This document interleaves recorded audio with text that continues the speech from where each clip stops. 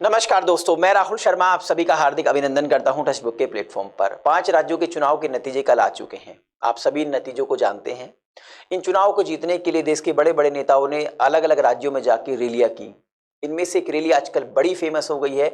वो रैली थी छत्तीसगढ़ में, जहां पे प्रधानमंत्री नरेंद्र मोदी ने एक घोषणा की। उन्होंने उस घोषणा में उन्होंने कहा कि प्रधानमंत्री गरीब कल्याण अन्न योजना 5 साल के लिए और बढ़ाई जा रही है। खैर, रैली में इस तरीके की कोई नेता घोषणा कर सकता है, नहीं कर सकता, ये आप बताइएगा जरूर इस वीडियो के कमेंट बॉक्स में। ये भी बताइएगा कि इलेक्शन कमीशन क्या एक्शन ले सकता है।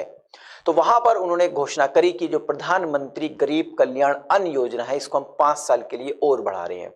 दोस्तों, रैली थी छत्तीसगढ़ में, मोदी जी ने घोषणा करी वहां पर, लेकिन अब इसकी आवाज WTO में उठाई जा रही है। वेस्ट यानी यूरोप के बहुत सारे देशों ने WTO में सवालों की बौछार लगा दी है और पूछा है कि ये जो अन्न योजना है ये 5 साल के लिए किस बेस पर बढ़ाई गई है।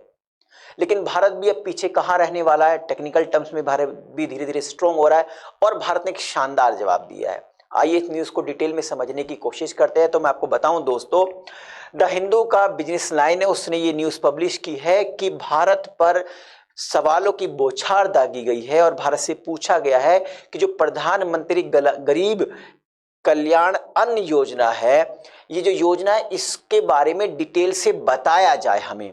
और जो बासमती चावल को छोड़कर जो नॉन बासमती राइस है उसके जो एक्सपोर्ट पर बैन लगाया गया है, इसके बारे में भी डिटेल से बताए भारत। ये WTO के अंदर यानी वर्ल्ड ट्रेड ऑर्गेनाइजेशन के अंदर वेस्ट ने पूछा है। आइए न्यूज का इसको मैं डिटेल में आपको समझाने की कोशिश करता हूं। दोस्तों, प्रधानमंत्री नरेंद्र मोदी ने चुनाव को ध्यान में रखते हुए छत्तीसगढ़ में एक रैली करी और इस रैली में अनाउंसमेंट कर दिया कि प्रधानमंत्री गरीब कल्याण अन्न योजना जो है इसको हम 5 साल के लिए एक्सटेंड कर रहे हैं, यानी बढ़ा रहे हैं। अब जैसे प्रधानमंत्री मोदी जी ने ये रैली में घोषणा करी तो तुरंत कैबिनेट बैठ गई और कैबिनेट ने क्या करा, ऑफिशियली 2029 तक, माफ कीजिएगा 2009 प्रिंट है, 2029 तक इसको आगे बढ़ा दिया। अच्छा, गवर्नमेंट ने, सेंट्रल गवर्नमेंट ने यह भी बताया कि इस स्कीम के तहत 11.8 ट्रिलियन रुपए का खर्चा आएगा। ठीक है, जिसके तहत मैं आपको बता दूं दोस्तों, प्रधानमंत्री गरीब कल्याण अन्न योजना के तहत देश के अंदर 80 करोड़ लोगों को अन्न मुहैया कराया जाता है। चलिए थोड़ा प्रधानमंत्री गरीब कल्याण योजना के बारे में आपको बता देता हूं दोस्तों। देखिए, प्रधानमंत्री गरीब कल्याण अन्न योजना ये बेसिकली पार्ट है प्रधानमंत्री गरीब कल्याण पैकेज का। ठीक है, जिसके तहत जब कोविड भारत के अंदर आया था तो जो गरीब लोग हैं, जो वनरेबल लोग हैं, उनको भुखमरी से बचाने के लिए इस योजना की शुरुआत की गई थी। भारत के अंदर आप जानते हैं सस्ते गल्ले, जिसको आम भाषा में राशन की दुकान कहते हैं, वहां पर सब्सिडी बेस पर यानी सस्ते दामों पर प्रति यूनिट यानी एक व्यक्ति पर 5 किलो गेहूं या चावल मुहैया कराया जाता है सब्सिडी अमाउंट पे, यानी कि सस्ते दाम पर।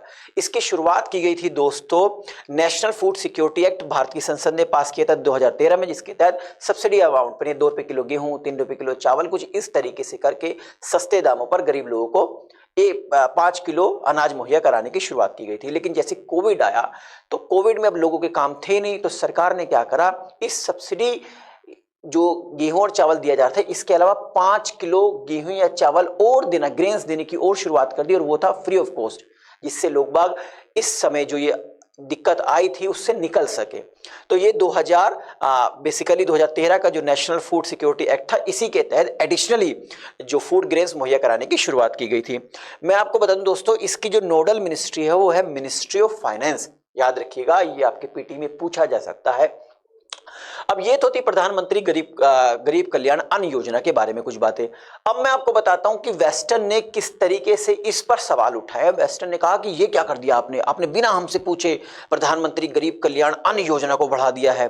तो जो पूरा का पूरा वेस्ट, जो जिसमें नॉर्मली US अमेरिका है, यूरोपियन यूनियन है, कनाडा है, ऑस्ट्रेलिया है, स्विट्जरलैंड है और न्यूजीलैंड ने भारत पर सवालों की बौछार दाग दी कि आप कैसे होते हैं, आपकी हिम्मत कैसे हुई, आपने इसको 5 साल के लिए कैसे एक्सटेंड बढ़ा दिया है, कर दिया है। इससे तो पूरे दुनिया के अंदर जो ट्रेड है, जो गेहूं और चावल का जो व्यापार हो रहा है, इससे लोग मारे जाएंगे।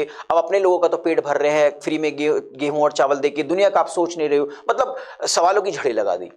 खासकर मैं आपको बताऊं दोस्तों, to answer at the COA मीट, CO क्या, कॉन्फ्रेंस ऑफ एग्रीकल्चर की जो मीटिंग थी, जिसमें ये कहा गया कि MSP commitment and export restriction, Bharat MSP पर भी जवाब दे और जो सवाल पूछे गए उन सवालों का जो नॉर्मली फोकस किया गया वो तो किया गया एक तो एमएसपी जो मिनिमम सपोर्ट प्राइस है जो किसानों को दिया जा रहा है कुछ फसलों पर, इसके अलावा जो चावल पर जो रेस्ट्रिक्शन लगाया है नॉन बासमती राइस पर दुनिया को नहीं दे रहा है भारत, उस पर इन दो टॉपिक पर खासकर सवाल पूछे गए हैं भारत से।